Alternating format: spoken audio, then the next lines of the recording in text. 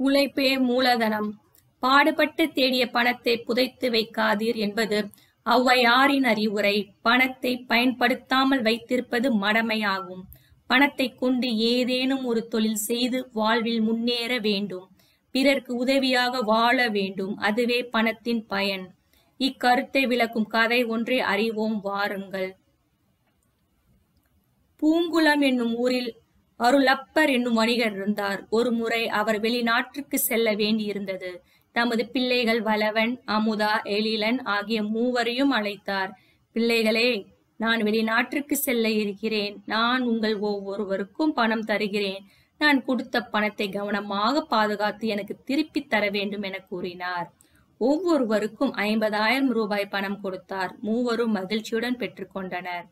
அருள் அப்பர் விடை பெற்று சென்றார். அவர் சென்றதும் 3 பிள்ளைகளும் ஆலோசனை செய்தனர். நமது திறமையை எடை போடவே தந்தை நமக்கு பணத்தை கொடுத்திருக்கிறார் என்றான் வளவன். நானும் அப்படித்தான் நினைக்கிறேன் என்றாள் அமுதா. நான் அப்படி நினைக்கவில்லை.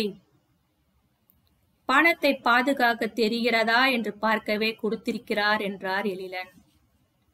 வளவன் உழவுத் தொழிலில் ஆர்வம் உடையவன். தந்தை கொடுத்த பணத்தை கொண்டு நிலத்தை குத்தகைக்கு பிடித்தான். அந்நிலத்தை உழுது பண்படுத்தினான். வேலியிட்டான். பண்படுத்திய நிலத்தில் காய்கறி தோட்டத்தை அமைத்தான்.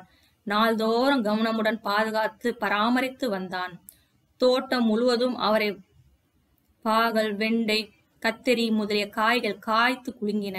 அவற்றை நகரத்திற்கு கொண்டு சென்று விற்பனை செய்தான்.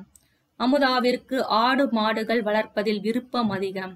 தந்தை கொடுத்த பணத்தை கொண்டு நாட்டு பசுக்கள் சிலவற்றை வாங்கினாள். அவற்றை அன்போடு பராமரித்து வந்தாள். அவை தந்த பாலை வீடு வீடாக சென்று விற்றாள். மேலும் தயிர், வெண்ணெய், நெய் போன்றவற்றை மகளிர் சுய உதவிக்குள் மூலம் விற்று பொருள் ஈட்டினாள். எழிலன் தந்தை கொடுத்த பணத்தை பத்திரமாக வைத்திருப்பது மீண்டும் தந்தையிடம் ஒப்படைக்க வேண்டும் என்று முடிவு செய்தான். வீட்டில் இருந்தால் தொலைந்துவிடும் என்பதால் பணத்தை பெட்டியில் வைத்து மூடினான். அதை வீட்டின் பின்புற குழி தோண்டி புதைத்து வைத்தான். அருளப்பர் தன் பயணத்தை முடித்துக்கொண்டு வீடு வந்து சேர்ந்தார். வளவனை அழைத்தார். நான் கொடுத்த பணம் எங்கே என்று கேட்டார் வளவன். அப்பா, நீங்கள் எனக்கு கொடுத்த பணத்தை கொண்டு வேளாண்மை செய்தேன். நல்ல வருவாய் கிடைத்தது. நீங்கள் கொடுத்த பணத்தை இப்பொழுது 2 மடங்காக உயர்ந்துள்ளது என கூறி தந்தையின் முன் பணத்தை வைத்தான். தந்தை மகிழ்ச்சி அடைந்தார். நல்லது, உண்மையும் உழைப்பும் உன்னிடம் உள்ளன. அந்த பணத்தை நீயே வைத்துக்கொள். வேளாண்மையை தொடர்ந்து செய் என்றார். அடுத்து அமுதாவை அழைத்தார். அமுதா, அப்பா, நான் மாடுகளை வாங்கி பராமரித்தேன். நீங்கள் தந்த பணம் 2 மடங்காக ஆகியிருக்கிறது. இதோ பெற்றுக்கொள்ளுங்கள் என்று கூறி பணத்தை தந்தையிடம் கொடுத்தாள். மிக்க மகிழ்ச்சி. இந்த பணத்தை எனது பரிசாக நீயே வைத்துக்கொள். பண்ணையை மேலும் விரிவாக்கி நடத்து. வாழ்த்துக்கள் என்றார் தந்தை. இறுதியாக எழிலனை அழைத்தார் தந்தை. அவன் பெட்டியுடன் வந்து நின்றான். அப்பா, நீங்கள் கொடுத்த பணத்தை மிக பத்திரமாக பெட்டியில் வைத்திருக்கிறேன் என்றான்.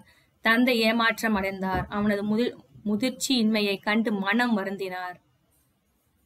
பணம் என்பது பெட்டியில் வைத்து பாதுகாக்க வேண்டிய பொருள் அன்று. அதை பயனுள்ள முறையில் தொழில் செய்து முன்னேறுவது மனிதனின் கடமை. நீ கடமை செய்ய தவறிவிட்டாய் எழிலா. நீ பணத்தையும் பயன்படுத்தவில்லை. காலத்தை வீணாக்கி விட்டாய். வயது இளையவன் நீ. என்னுடன் சிறிது காலம் உடனிருந்து தொழிலை கற்றுக்கொள். உன் எதிர்கால வாழ்வுக்கு அதுவும் உதவும் என்றார். எழிலன் தன் தவற்றை உணர்ந்தான். தந்தையிடம் தொழில் கற்று முன்னேற வேண்டும் என முடிவு செய்தான். சுட்டெழுத்துக்கள், வினா எழுத்துக்கள். சுட்டெழுத்துக்கள். அவன், இவள், அங்கு, இங்கு, அந்த, இந்த ஆகிய சொற்களை கவனிங்கள். அவை ஒன்றை சுட்டி காட்டுகின்றன. இவ்வாறு சுட்டி காட்டுவதற்கு அச்சொற்களின் முதல் அமைந்துள்ள ஆ, இ ஆகிய எழுத்துக்களே காரணமாகும்.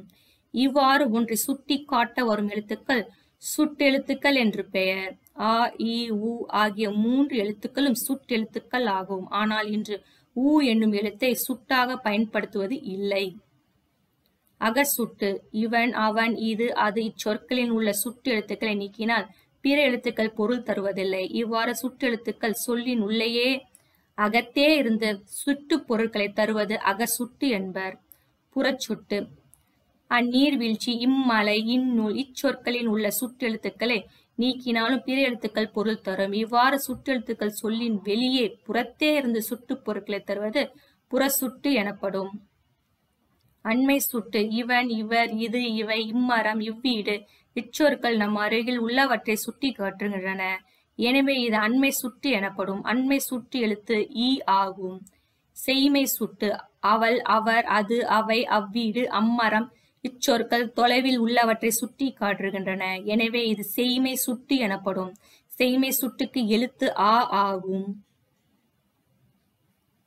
சுட்டு திரிபு அம்மரம், இவ்வீடு ஆகியவை புறச்சுட்டுக்கள் என்பதை அறிவோம். இச்சொற்களை அந்த மரம், இந்த வீடு என்றும் வழங்குகிறோம்.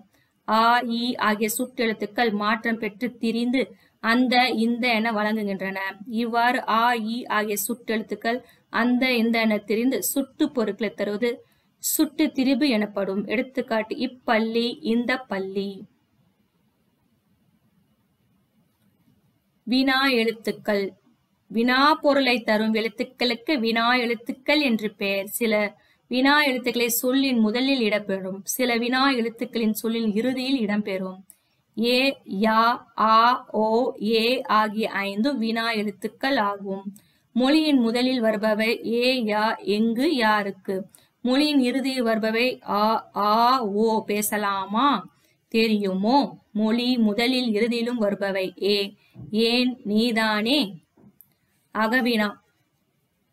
வினா எழுத்துக்கள் சொல்லின் அகத்தே இருந்து வினா பொருளை தருமானால் அது அகவினா எனப்படும். எடுத்துக்காட்டு எது, யார், ஏன் இச்சொற்களில் உள்ள வினா எழுத்துக்களை நீக்கினால் பிற எழுத்துக்களுக்கு பொருள் இல்லை. புறவினா. வினா எழுத்துக்கள் சொல்லின் புறத்தே வந்து வினா பொருளை தருமானால் அது புறவினா எனப்படும்.